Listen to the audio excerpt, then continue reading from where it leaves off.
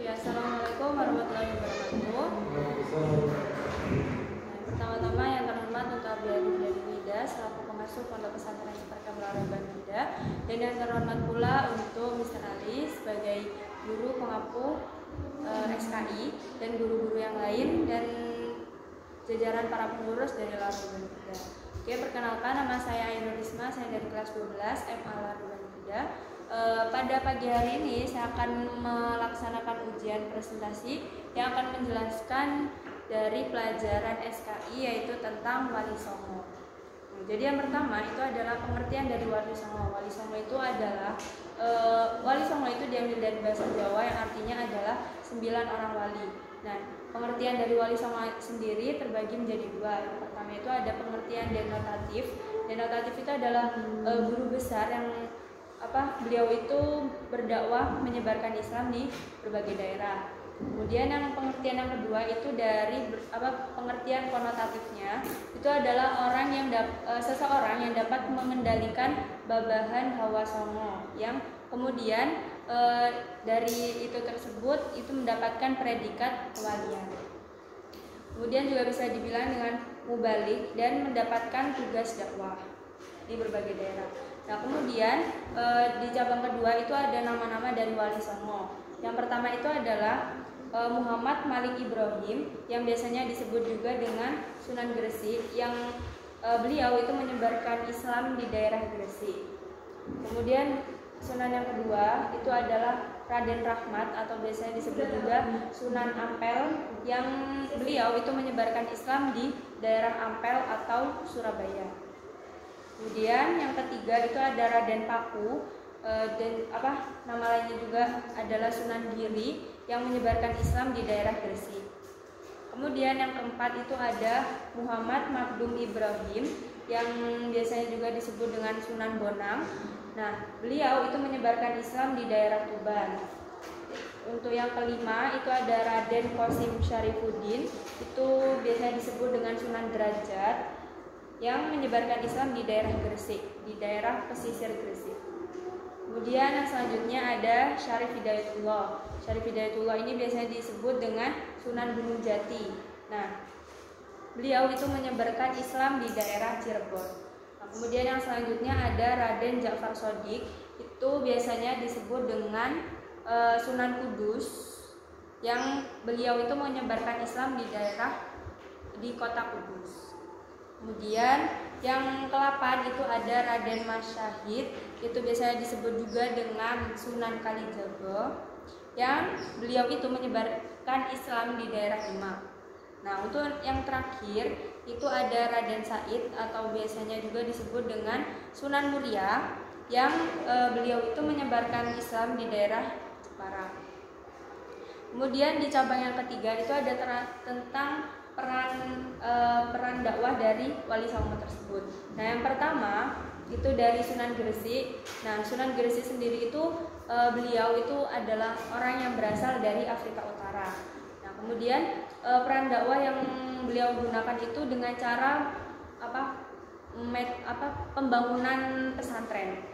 Nah, kemudian Sunan Gresik sendiri itu dulu ingin mengislamkan Raja Majapahit, dan kemudian pada akhirnya beliau itu berhasil mengislamkan Raja Majapahit.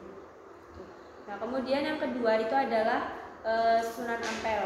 Nah, Sunan Ampel ini dia termasuk anak dari Sunan Gresik. Nah, di Sunan Ampel tersebut beliau menggunakan cara dakwah itu dengan cara menggunakan budaya lokal.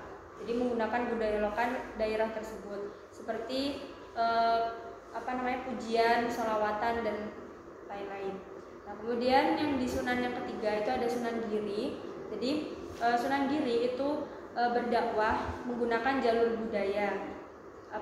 Sebagian hasil yang dihasilkan oleh Sunan Giri itu contohnya ada Cublak-Cublak Suweng. Terus ada juga yang ilir-ilir, itu dari Sunan Giri.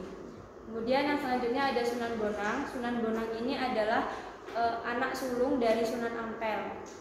Nah, biasanya Sunan Bonang ini dia itu membantu Raden Patah untuk membangun masjid. Dan untuk Sunan Bonang sendiri, beliau itu menggunakan dakwah dengan cara wayang atau gamelan. Jadi tuh.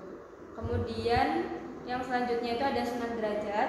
Jadi Sunan Derajat ini terkenal dia itu bijaksana dan dia itu menggunakan sistem tidak menggunakan paksaan. Jadi tidak ada paksaan.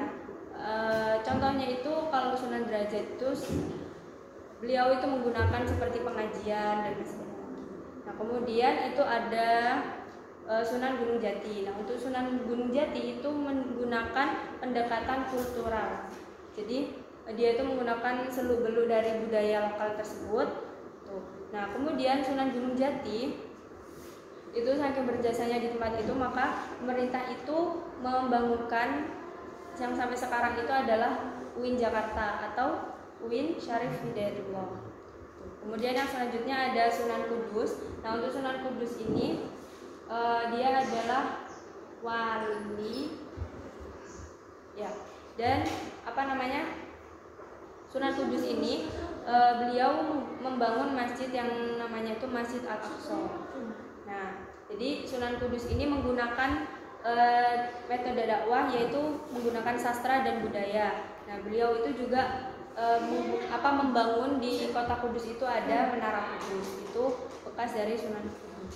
Nah, kemudian yang ke-8 itu ada Sunan Kalijogo. Nah, untuk Sunan Kalijogo beliau ini menggunakan budayawan dan seniman juga. Contohnya yang beliau gunakan itu seperti cerita wayang. Nah, contohnya cerita wayang itu ada Tembang dan Dangdulo. Terus yang terakhir itu ada Sunan Muria. Nah, untuk Sunan Muria ini beliau menggunakan kesenian Jawa. Contohnya itu ada Tembang Sinom dan Kinanti. Kemudian beliau ketika Sunan Muria itu meninggal, beliau itu dimakamkan di Desa Colo. Nah, yang terakhir itu adalah konsep dakwah dari Wali Songo ini. Jadi beliau-beliau dari Wali Songo ini menggunakan aspek kebijaksanaan hidup yang menarik masyarakat, yang biasanya disebut juga dengan cultural broker. Tuh. Jadi ada yang menggunakan konsep pondok pesantren, dan juga mereka ini Wali Songo ini juga berguru kepada wali-wali yang lain. Jadi tidak hanya berguru pada satu guru saja, tetapi beliau-beliau ini berguru kepada beberapa wali. Oke, mungkin itu saja yang dapat saya sampaikan. Kurang lebihnya mohon maaf. Wassalamualaikum warahmatullahi wabarakatuh.